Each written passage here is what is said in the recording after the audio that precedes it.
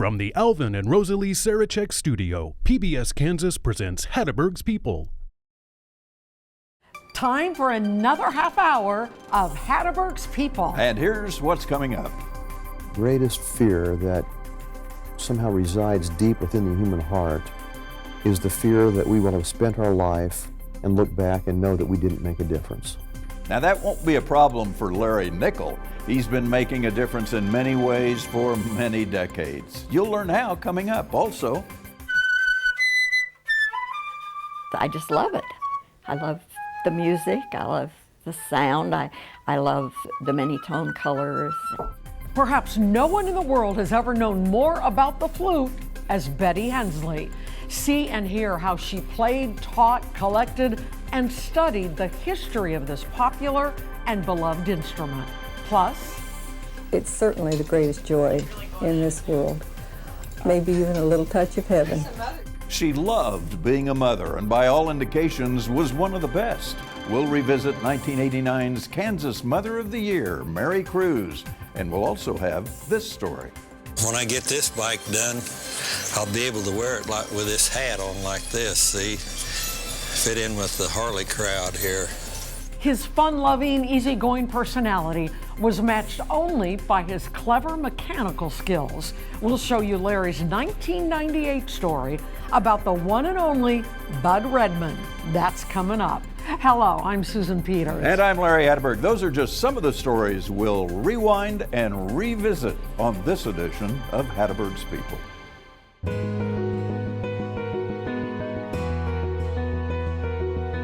These stories are like old friends. Their lives radiate from the screen like prophets of the past. They were teachers, but not in a classroom. Instead, they taught about life to those around them who cared to listen, and I was their student.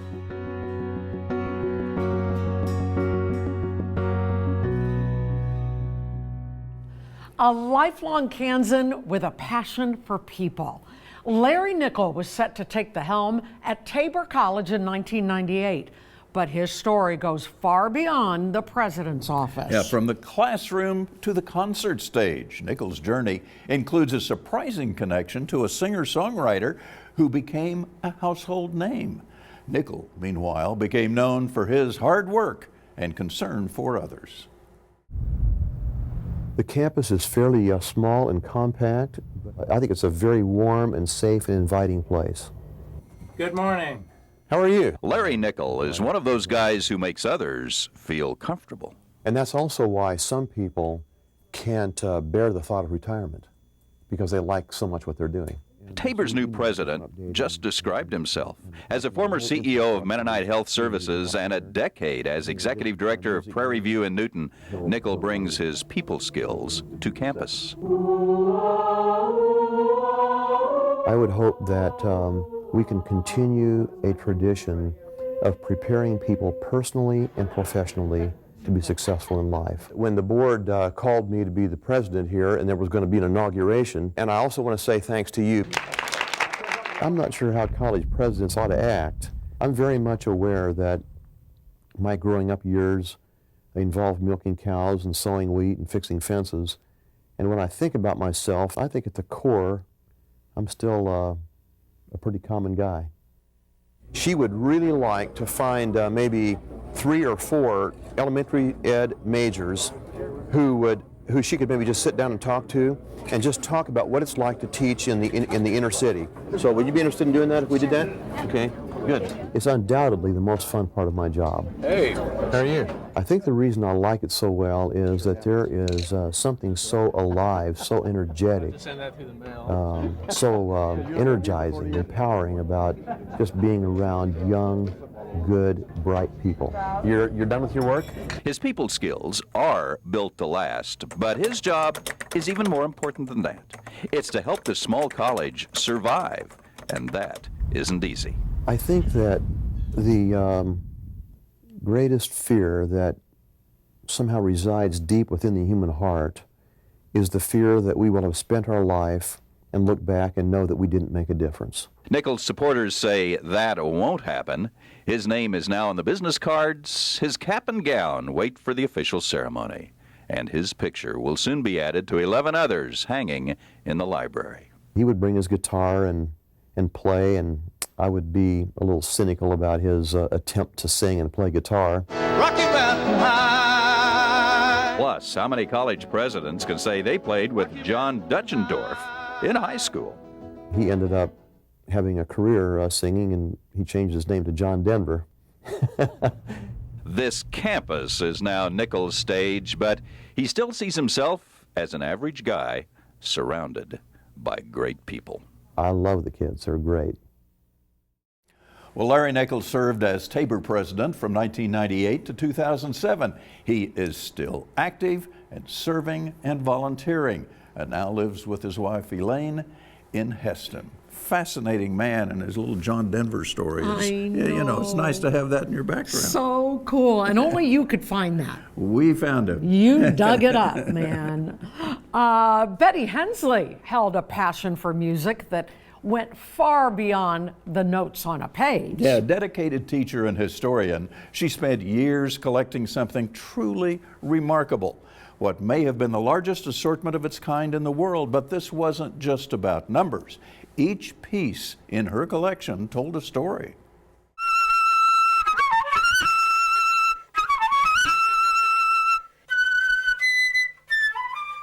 I just love it.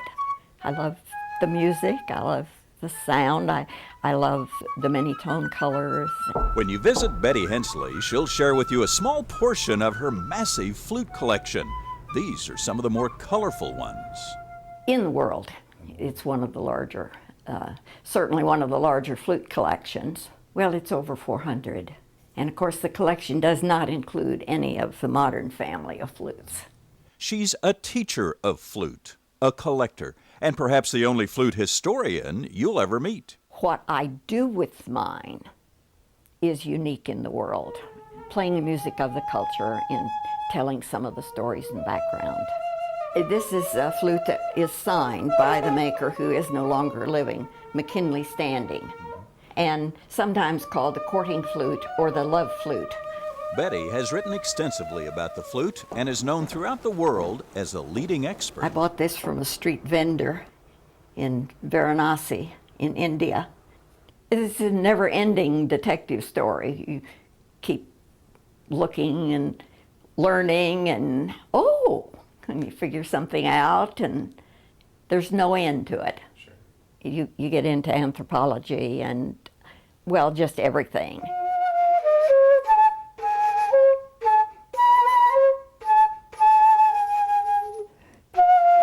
Well, I started teaching when I was in high school, and it's been going most of the time ever since. It's basically my life's work. Now, Betty performed across America, Africa, Europe, and Asia during her lifetime. Now, she kept teaching flute lessons until she was 90 and lived another 4 years. After that, the Betty Hensley Flute Collection now resides at the University of Kansas. You never know what people are doing in their house behind those locked doors. And isn't that cool? It is. It's still together and resides at Kansas University? Yeah, and the part that excites me is she got to travel all over the world doing that, you know, and that in itself is a gift. And took her flutes. And now her flutes are in Lawrence, Kansas. That's right. And her story is on Hatteberg's People. That's right. It all comes around. It's a good story. Okay, this may sound like something straight out of the 1800s, but Steve Parsons of Kingman wanted to show people that building a home out of straw wasn't necessarily an out-of-date idea. No, it wasn't at all. In fact, he turned it into a modern reality, one that could change the way people think about home construction. But is a house of straw really built to last? Here's what I discovered in 1998. And I had in my mind's eye what it was going to look like when I was done with it, and it's met my expectation. Look closely at this Adobe-style house. It looks like one you'd see in Santa Fe or Taos, but this one's different. It's really like Adobe in its appearance, and but it's got such super insulative powers that I really think it's the best of both worlds. Steve Parsons is a Kingman contractor who believes in the future by looking at the past. This house is built with straw. That's right. Straw bales direct from the field go into making the walls of Steve's little house. It's just a regular old bale of straw. But look what happens inside. I want to be able to try to show people how to take this from the ground up. Well, really the only difference in the plumbing in one of these homes and another is we try to keep the plumbing out of the straw bale walls themselves, and then the stuccoing and plastering is a real labor-intensive part of this, and I was fortunate to have friends at the time that could help me with this. They're not friends anymore, but it was kind of a group project at certain times. Carrie Mater and her husband Peter are friends who do plan to build a straw home. They're helping Steve with an upcoming seminar, a seminar for others who might be interested in straw homes. But when we came out to see the house, that's when it became a reality for us. This just seems like a real natural resource, the straw and the style and the way it goes together with friends. It just seems a real natural way to build a house. You get down in the States where this is a popular accepted method of construction, the mortgage lenders are open to this type of building. Well, usually they think you're real nuts, and they say, "Well, is it going to stand up?" And well, how are you going to make it stay together? And they can't really quite figure it out. Well, if they say this can't be built of straw, then luckily most people that build this put in what they call a truth window. Now I have one right over here that we can look at. You're going to run into that inevitable person that doesn't believe it's made of straw. So all you have to do is open the door, and there's the proof right there. Something like this. Adjacent to the smaller adobe home, Steve is building his 3,000 square foot straw house. He'll use the smaller one then as a guest house. This is one thing that I really believe in, that this is a viable way to build for a lot of people. Well, now Steve is no longer with us. He passed away in 2022, but that original home is still standing and attached to the bigger house he was working on at the time. Now here are some photos courtesy of Zillow. Now that hay house seems to be still standing strong after almost 30 years. You know, the old wolf couldn't blow it down. Couldn't blow it down. I used to love that nursery rhyme. I did too. But, oh my gosh, he built a house out of straw and it's still there. That's right. And if you went into the house, it was very neat because he had a little door that you could pull down, and there was the straw behind. Oh. You know. And our thanks to our producer, Jim Grayway, because he found those pictures. Yeah. And we can bring them to you and update the story. Everything changes. Mm-hmm. I hate that. It happens. Being a mother is the greatest joy in life for many of us, but it sure isn't an easy job. Not by any means. By 1989, Mary Kruse had proven her mothering skills by having raised 8 successful, well-adjusted young men and women. Now, she was named Kansas Mother of the Year. Her guiding principles were love and faith, as you'll see right here. I think if you sit down and really establish your priorities, that the children come first. Family is what Mary Kruse's life is all about. As the Kansas Mother of the Year, Mary's life has always revolved around her 8 children. Our family has always been God-centered. Bill and I were both raised in God-centered homes. And just as they talk about abused parents abuse their children, I think the better family you come from, the better chance that you have of raising a good family, because you have a background, you have roots to rely on. Mary and her husband Wilbur raised 5 girls and 3 boys, and the old pictures bring back memories. This is one of my favorites. I think you ought to have that blown up sometime. I looked a little tired there. You think you look tired there. What? Yeah. While Mary and her husband can look back to wonderful family memories, there were difficult times as well. Karen, their youngest, went blind shortly after birth. Shortly after Karen was born, a group of us formed the Wichita Preschool for the Blind. Through that, we got the preschool started. I was the first teacher for it until we found someone who could work full-time for us. It's facing problems head-on that helped to make this woman Mother of the Year. Sometimes you can't do very much alone, but if a couple of you band together, you'd be surprised at how much power you've got.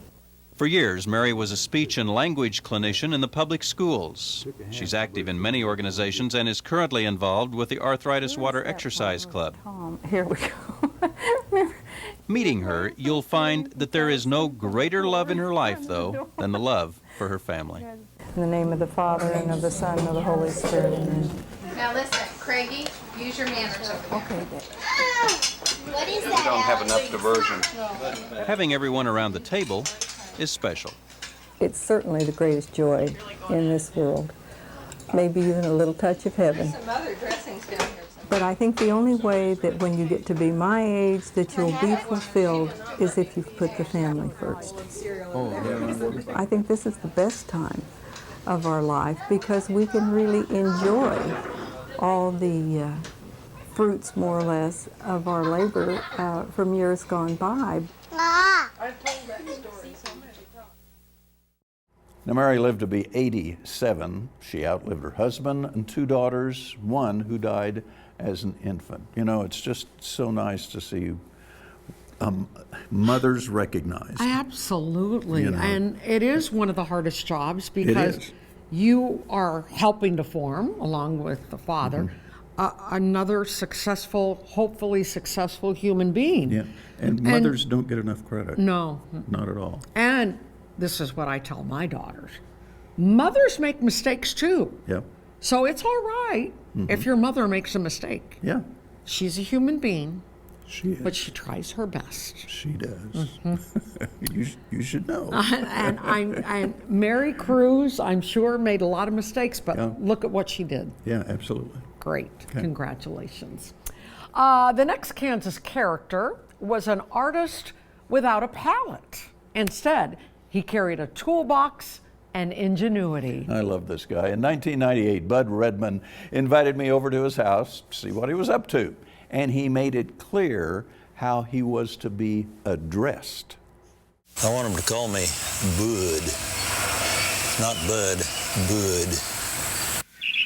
In a backyard where others prepare for winter, there is no winter in Bud Redmond's life. Just the spring in his step. And a genius for fixing stuff. I just have the patience of Job. That's why I can't make no money at it, because I'm not fast enough. Bud Redmond is a genius, whether it's his collection of antique motorcycles or his artwork. That's the first time they've ever been on TV. He can do things with metal that amaze. Nice to have a well-organized shop. That's a very colorful piece, isn't it? It's made out of many, many pieces. Car pieces, and it took me all day to make it.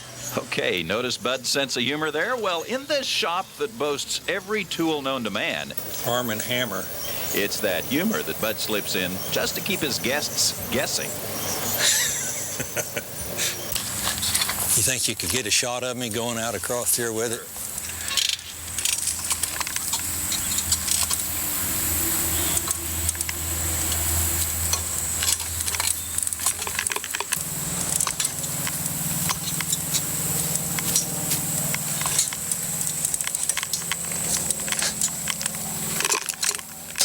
When I get this bike done, I'll be able to wear it like with this hat on like this, see? Fit in with the Harley crowd here. This one here I built to see how slow it would go, so it could very possibly be the world's slowest motorcycle. It goes at a snail's pace. It's half tractor and half motorcycle. That's probably about walking speed right there.